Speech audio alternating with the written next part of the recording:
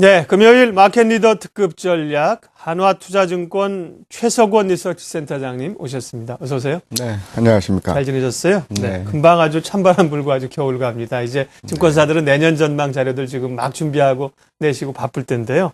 시장 좀 보겠습니다. 오늘은 다행히 이제 미국 증시 영향으로 우리가 강하게 반등이 오면서 1920을 회복하는데 투자자들이 확신을 갖기는 사실 좀 어렵죠. 11월 장 또 남은 연말장 어떻게 예측하세요? 네, 기본적으로 미국이 양적 완화를 실시를 했는데 초기의 반응은 좀 뜨거웠다고 볼 수 있습니다만 사실 기대에 비해서 10월 장은 굉장히 좀 어려웠다고 생각할 수 있습니다. 뭐 몇 가지 이유들이 있는데 표면적으로 보면 일단 외국인들의 순매도가 계속적으로 좀 이어지는 상황이었고요.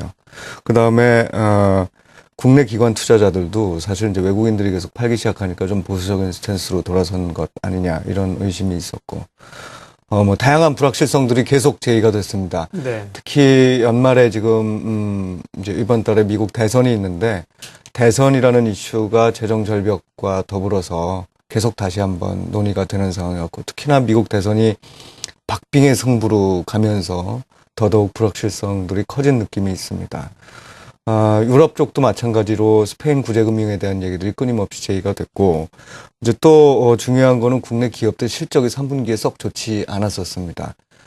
실적이 안 좋은 상황에서 환율까지 떨어지니까 결국은 수출 중심으로 되어 있는 우리나라 산업 구조상 기업들의 이익이 3분기가 바닥인 줄 알았는데 이것보다 좀 더 나중에 바닥이 나타나는 거 아니냐 이런 의심들이 있었던 것 같고요. 이제 결국은 여러 가지 불확실성과 이런 것들이 10월 중에 상당히 모여 있었다고 생각을 하고, 나머지 두 달 이제 올해 남았는데 두 달도 이렇게 썩 녹록해 보이지는 않는 상황입니다. 말씀드렸던 여러 가지 불확실성들이 잠재 있고, 단지 이제 저희가 조금 긍정적으로 보는 거는 말씀드렸던 불확실성들이 11월 달에는 좀 해소되는 방향. 어쨌든 대선은 11월 중에 미국 대선은 끝날 것이고, 네. 재정절벽과 관련된 논의는 어떤 식으로든 올해 내에 정리가 될 거다. 그 다음 스페인 구제금융도 이제 마찬가지 입장일 거다. 외국인들은 그동안 매도를 해왔지만 최근에 한국 증시에 투자를 하는 외국계 펀드들의 움직임은 여전히 자금 유입 중이다. 따라서 유동성들이 많이 늘어나 있는 상태일 거다. 이제 이런 몇몇 가지 요인들이 긍정적으로 볼 수 있는 상황이다. 그래서 많이는 아니지만 남은 기간 동안에 대략 한 5%에서 7% 정도의 지수 상승 여력은 있는 게 아니겠느냐 이렇게 생각을 하고 있습니다. 네. 예. 그럼 뭐 대략 1900, 1920에서 1900선 중후반대나 뭐 2000선 초반까지는 한번 올라갈 수 있다. 네. 이슈들을 미리 좀 말씀을 해 주셨는데 우리가 참 오히려 국내 대선보다 미국 대선이나 중국 정권 교체를 투자자들은 더 신경을 쓰는 것 같고요. 국내 경기 지표보다 뭐 해외 지표를 더 봐야 되는 그런 상황에 참 몰려 있습니다. 언제까지 이렇게 가는 게 맞을지는 문제겠지만, 다만 일부 글로벌 경제 지표들이 중국이나 미국이나 조금 돌아서는 모습들이 어제 오늘 나타나지 않았습니까? 네. 시장에 압박할 수 있는 요인들, 또 좀 긍정적으로 볼 만한 요인들은 어떤 게 있습니까? 11월 이슈를 좀 본다면. 네, 크게 보면 말씀하신 대로 또 아까도 잠시 말씀을 드렸지만 대선과 관련된 불확실성, 또 정권 교체죠. 정권 교체가 이루어지면서 여러 가지 그야말로 그동안 생각지 못했던 어떤 이 의견의 충돌이라든가, 또는 당초에 예상했던 수준의 이 재정 지출이라든가 아니면 이런 부분들이 제대로 이루어지지 못할 가능성, 뭐 이런 것들이 다 부담 요인으로 작용을 하고 있습니다. 하지만 아까 말씀드렸다시피 이건 다 이제 시간을 두고 있다는 거죠. 네. 과거에 우리가 불확실성들을 좀 보면 대부분 정말 어떻게 될지 모르겠다는 불확실성, 그러니까 결과 자체가 어떻게 될지 모르겠다는 불확실성들이 많았다면, 지금은 이제 우리가 11월, 12월을 보면서 특히 11월 달을 보면 시한을 정해두고 과정상의 여러 가지 지금 어려운 점이 있지만 해결은 이 방향으로 갈 거다라는, 말하자면 미국도 바로 재정 절벽이 바로 앞에 있는데 그거를 아는 상태에서 차를 계속 몰고 가서 떨어지진 않을 거다. 이거는 뭐 분명한 얘기인 것 같고, 이제 이런 식의 과정상의 불확실성이기 때문에 이 부분에 대해서는 과거에 우리가 결과 자체도 잘 몰랐던 시기에 비해서는 좀 나은 게 아닌가 생각을 하고 있고, 무엇보다 중요한 거는 말씀하신 대로 이 과정을 거치면서 이게 양적 완화의 효과일 것인지 아니면 충분한 정도의 이미 또 조정이 작년도 내내 올해 내내 이루어져서인지 이거는 이제 좀 더 분리를 해봐야 되겠지만 어쨌든 경제 지표 측면에서 바닥권을 탈피하고 있다는 신호들이 이제 속속 나타나고 있다는 거죠.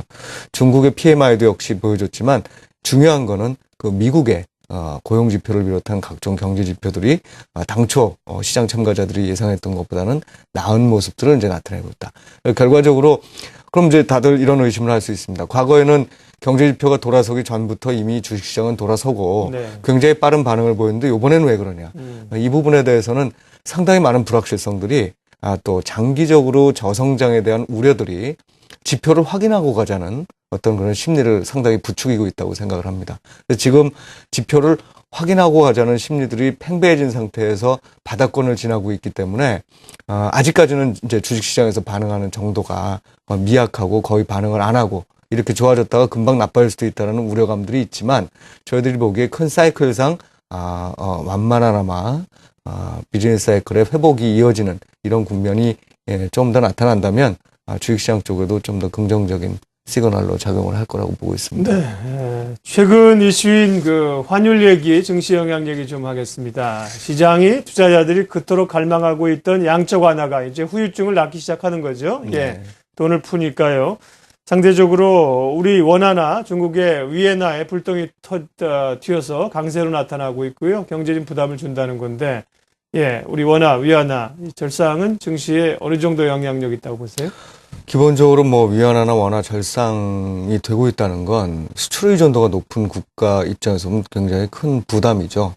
많은 분들이 이제 우리나라의 대형 기업들, 대기업들은 외국에서 많이들 활동을 하고 그렇기 때문에 자금의 조달이나 운영 또 자산의 이 비중 이런 것들이 다 상대적으로 잘 포트폴리오가 구성되어 있어서 영향을 덜 받는다. 그것도 분명히 맞는 말입니다. 하지만 상당 부분 이제 절상폭이 커지게 되면 그 부분에 대한 부담이 그 대형 기업을 통해서 부품업체들이나 이렇게 밑으로 전가되는 효과들이 계속 나타날 수 있겠죠.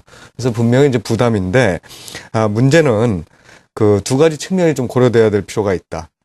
저희들은 환율의 절상폭 말하자면 글로벌 통화 이징 정책에 따른 어떤 이머징 마켓의 통화 절상폭이 그렇게까지 크진 않을 거다라고 생각을 하고 있는데 그 이유는 이번에 이제 보시면 아시겠지만 우리나라도 금리를 인하를 했고 중국도 마찬가지로 유동성을 푸는 것처럼 이게 지금 일부 국가에서만 나타나는 유동성의 어떤 팽창 정책이 아니라 글로벌 전체 관점에서 나타나는 유동성의 팽창 정책이다. 그리고 오히려 현재 상황은 경제 지표에서 나타나듯이 이머징 마켓에 비해서 오히려 이제 G2 국가들의 경제 지표들이 상대적으로 나은 모습이 일정 기간 유지될 가능성도 높아 보이는 시기다. 이렇게 보면은 일방적인 달러와 약세라든지 또는 이머징 마켓 통화의 강세를 주장할 만한 그런 상황은 아니라고 생각을 하고 있습니다. 또 한 가지는 통화가 강세가 된다고 완전히 나쁜 건 아니다. 어떤 측면에서 볼 수 있냐면 결국 글로벌 경제는 우리나라나 중국 같은 그동안 좀 돈을 벌었던 국가들의 내수가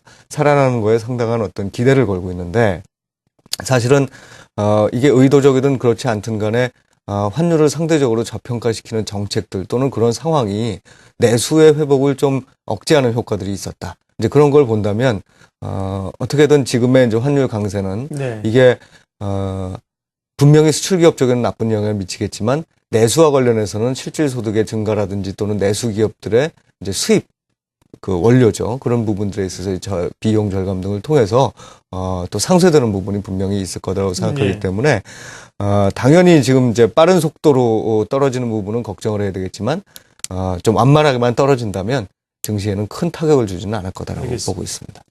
시간이 뭐 많지가 않았어요. 네네. 마지막으로 섹터별, 종목별 전략 간략하게만 좀 얘기해 주십시오. 아주 큰 흐름으로 보면은 사실 딜레버리징이나 글로벌 경기의 불확실성 이런 게 다 끝났다고 볼 수는 없습니다. 하지만 우리가 몇 차례 경험했던 것과 같이 정책의 효과가 나타나는 일정 기간의 비즈니스 사이클 회복 국면에서는 그 경기 민감주가 상대적으로 아웃퍼폼을 했었습니다. 특히나 우리가 대표적으로 지금 G2의 경기가 좋아진다 그러면 IT 같은 업종들의 실적이나 실제 주가 흐름은 좋은 모습을 상대적으로 보일 거라고 생각을 하고 있고요. 그다음에 이 과정에서 리스크가 좀 안정되는 국면으로 간다 그러면 굉장히 딥 그 밸류에이션 되고 있는 그 언더밸류에이션 되고 있는 은행 업종 같은 것들도 상대적으로 아웃퍼폼할 가능성이 높아진 시기라고 생각하고 있습니다. 네. 앞서 이제 모두에 하신 말씀을 한번 정리하면요. 11월과 12월 남은 두 달 동안에 대략 지수를 보면 5에서 7% 정도의 완만한 상승세가 펼쳐질 거로 전망을 하셨습니다. 마켓 리더 특급 전략 최석원 한화투자증권 리서치센터장님 오늘 함께했습니다. 고맙습니다. 네, 감사합니다.